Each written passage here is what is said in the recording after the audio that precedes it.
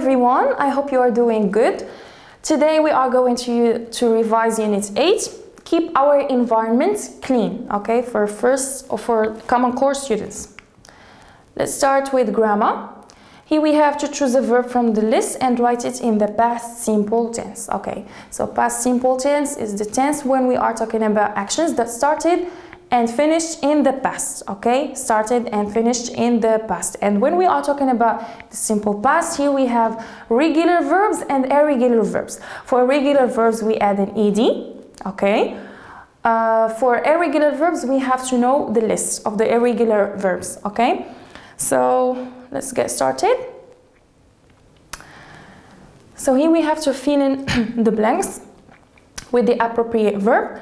Number 1, Ali and his father about a family problem this morning. Number 2, his favorite movie twice last night. Number 3, our teacher always comes to work by taxi, but yesterday he to school. Number 4, my neighbor to music all the evening. Number 5, she English yesterday. Number 6, he a football game with his friends last Saturday. And please notice here time expressions that we use to talk about the simple past. For example, here we have last night, we have yesterday, we have also yesterday or last Saturday, last week, last month, etc. So these are indications that we need to use the past simple. So take some time to do this exercise.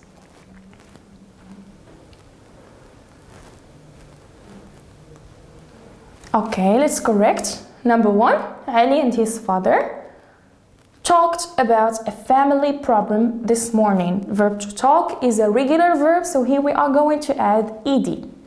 Number 2, he watched his favorite movie twice last night. So verb watch also is a regular verb, we have to add ed. Number 3, our teacher always comes to work by taxi, but yesterday he walked to school, okay. Number 4, my neighbor listened to music all the evening. Number 5, she studied English yesterday, the verb to study, okay. So here we omit or we drop the y because the y is preceded by a consonant. When we have a verb ending in y, if it is preceded by a consonant, we drop the y and we replace it with IED. And if the y is preceded by a vowel, we keep it and we add just ed. Okay. Number 6, he played a football game with his friends last Saturday. So see here the difference between play and study. So here the y is preceded by a vowel, so we keep the y and we add just ed. But in study, the y is preceded by a consonant, so we omit or we drop the y and we replace it with IED. Okay, so we put the verbs between brackets in the simple past. So here we have you copy your lessons last time. Here we have question, which means the interrogative form, okay. Number 2, he not finished his lunch. Number 3, I talked to an African student at a party last week. Number 4, she visits her grandparents last weekend. Number 5, it, verb to be, very cold last night. It, okay, possible to go out. Number 6, you play football or basketball last Sunday, and this is an interrogative form. So take some time to think about this exercise.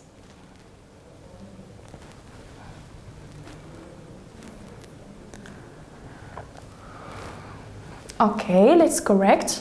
Number 1, did you copy your lessons last time? So here we have interrogative form. So we need an auxiliary verb, which is do, verb do. We conjugate it in the simple past. Do, the past of do is did. Okay. Then verb in the infinitive. See here, we didn't conjugate copy. We conjugate the auxiliary verb, which is do. Okay. Did you copy your lessons last time? Number 2, he didn't finish his lunch. So here again we have the negative form. In the negative form also we need an auxiliary verb. Do, we conjugate it in the simple past. the past of do is did, plus not, plus the infinitive, the verb in the infinitive. Here again, we didn't conjugate finish because we already conjugated the auxiliary verb do, okay? So he didn't finish his lunch.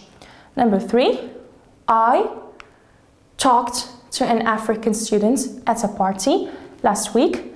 Number 4, she visited her grandparents last weekend. Number 5, it was very cold last night. It wasn't possible to go out. So remember, verb to be in the simple past, the affirmative is was, the negative is wasn't.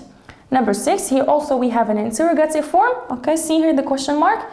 So, did you play football or basketball last Sunday? So here again, we need an auxiliary verb, which is do. We conjugate it in the past. Do, the past of do is did, because do is an irregular verb, okay? Plus the subjects, plus the infinitive. Now we move on to question tag, okay? Number 1, you weren't absent yesterday. Here we have to write the appropriate question tag.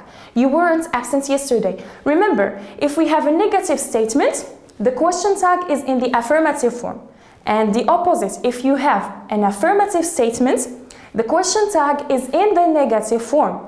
Okay, so number 1, you weren't absent yesterday. Here we have a negative statement. So the question tag is going to be in the positive form. Number 2, it's very cold. Number 3, she is happy in her new job. Number 4, they collected the garbage. Number 5, you didn't see the accident. Number 6, they shouldn't lie to their customers. And take some minutes to think about the exercise.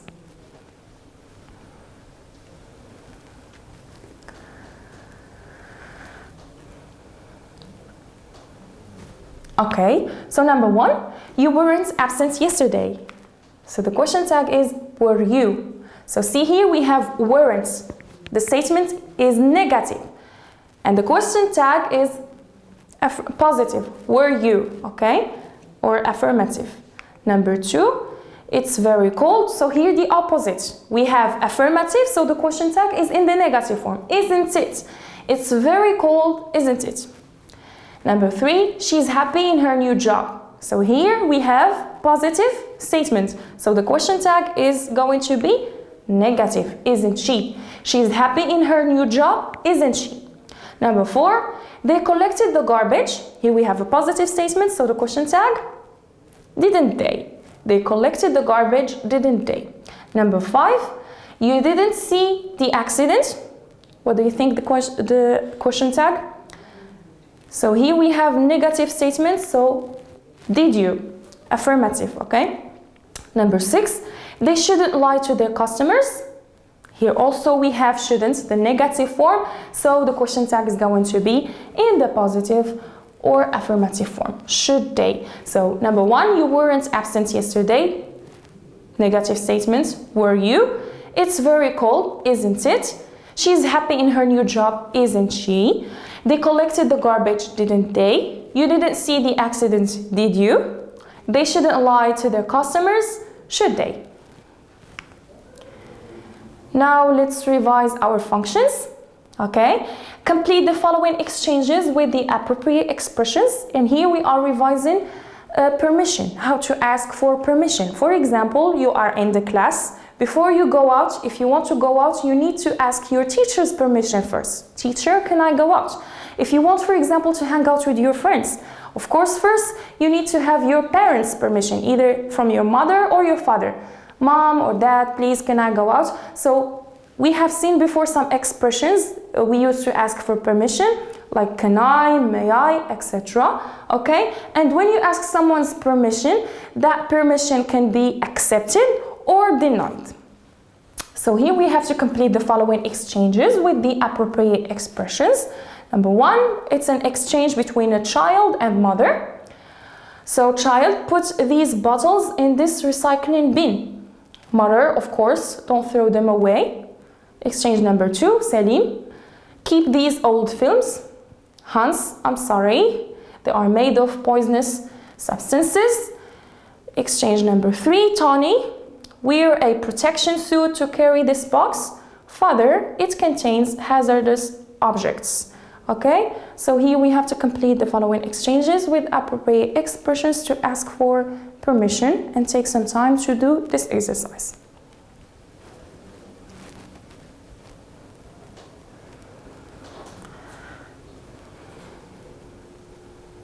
All right, let's correct. Number 1, so child, may I put these bottles in this recycling bin? May I? So one way to ask for permission, you can say, may I, okay? May I put these bottles in this recycling bin? Mother. So of course, so here she accepted her child's permission. You may, don't throw them away. So may I put these bottles in this recycling bin? Of course you may, don't throw them away. Salim, can I keep these old films? Hans, I'm sorry, you can't.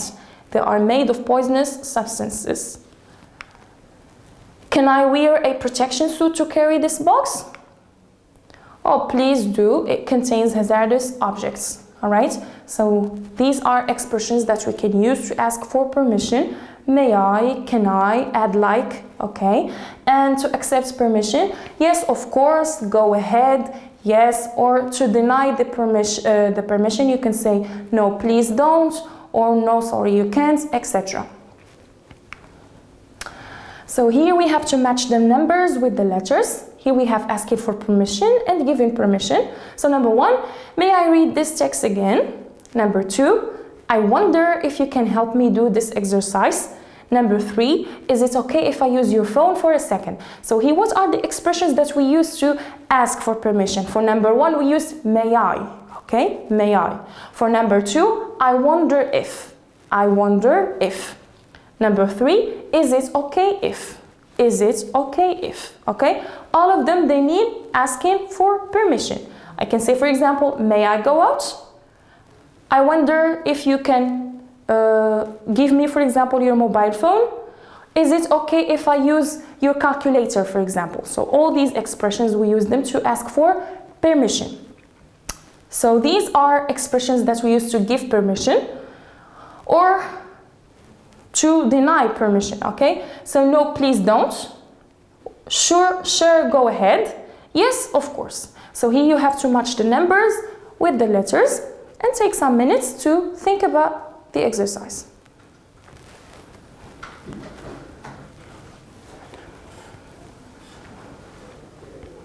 Okay, let's correct. Number 1, may I read this text again? Sure, go ahead. Number 2, I wonder if you can help me do this exercise? Yes, of course. Number 3, is it okay if I use your phone for a second?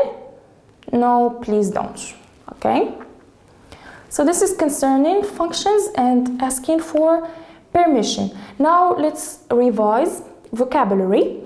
Choose from the list given the words which match the pictures. Okay, so here we have ozone layer, we have pollution, damping, forest, rain, sun, beach, planting trees, deforestation, endangered animals, recycling. Okay, so here we have pictures. We have to match the words with the following pictures and take some time to think about this exercise.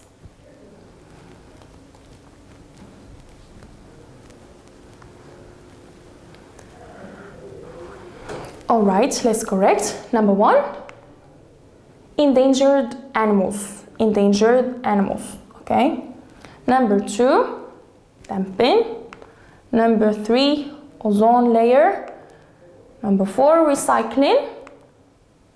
Pollution. Forest. Beach. Sun.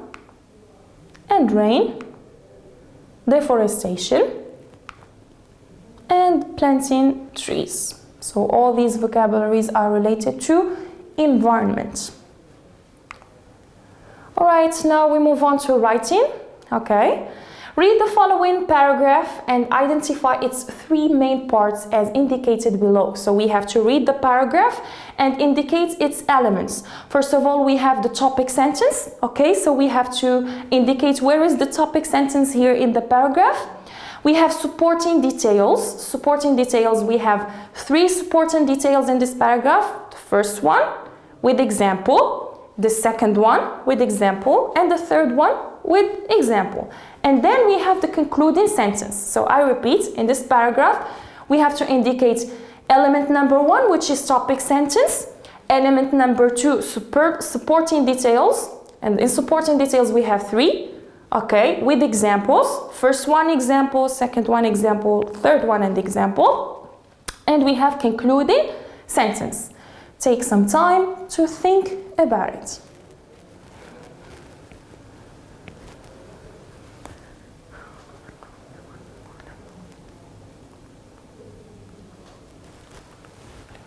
Alright, so let's correct.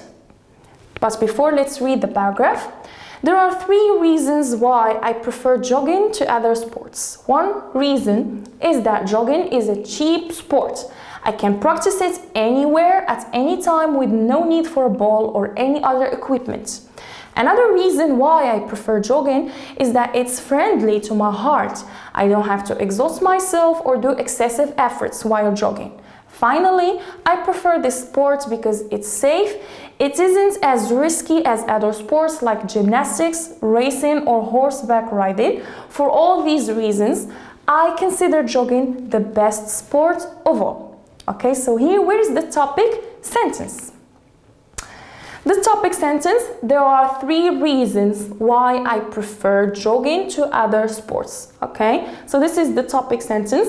There are 3 reasons why I prefer jogging to other sports. So in the topic sentence, you know what the paragraph is going to be about. Okay, so the paragraph is about someone who is telling us about his favorite sport, which is jogging. Okay, so topic sentence, there are 3 reasons why I prefer jogging to other sports. Number 2, supporting details. And we start with number 1. First one, jogging is a cheap sport. Okay, this is the supporting detail number 1. What are the examples that he provided? I can practice it anywhere at any time with no need for a ball or any other equipment. Okay, so this is concerning the supporting detail number 1. Let's move on to supporting detail number 2. It is friendly to my heart. And what's the example? I don't have to exhaust myself or do excessive efforts while jogging. The third one is I prefer this sport because it is safe. It isn't risky as other sports like gymnastics or horseback riding. Okay? And the conclusion sentence, I consider jogging the best sport of all. So these are the elements of this paragraph: the topic sentence, supporting details with examples, and the concluding sentence. Okay? Alright, now you have to write about your favorite sports. Give 3 reasons why you prefer this sport. So like this paragraph, he wrote about his favorite sport, which is jogging. So tell us about your favorite sport and tell us why. So try to follow the same example here. You give us topic sentence, 3 supporting details, and concluding sentence. And thank you so much for your attention.